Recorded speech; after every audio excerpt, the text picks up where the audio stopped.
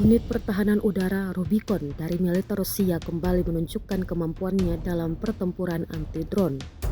Dalam operasi terbaru, unit ini terlibat dalam pencarian dan penghancuran pesawat tak berawak milik Angkatan Bersenjata Ukraina, termasuk jenis pengintai, pengebom, dan pesawat serang yang beroperasi di ketinggian sedang. Penghancuran dilakukan menggunakan amunisi khusus dengan mekanisme peledakan jarak jauh. Senjata ini menghasilkan penyebaran fragmen secara luas yang mampu mengenai dan melumpuhkan drone pada jarak hingga puluhan meter. Beberapa UAV yang berhasil dihancurkan dalam operasi ini diantaranya model Hiu-M dan Lele K-100 yang kerap digunakan untuk misi pengintaian dan penyerangan. Rekaman aksi tersebut telah diunggah di Telegram Kamis 26 Juni 2025, menunjukkan efektivitas sistem pertahanan udara Rusia dalam menetralisir ancaman dari udara dan memperlemah kemampuan intelijen serta serangan Ukraina.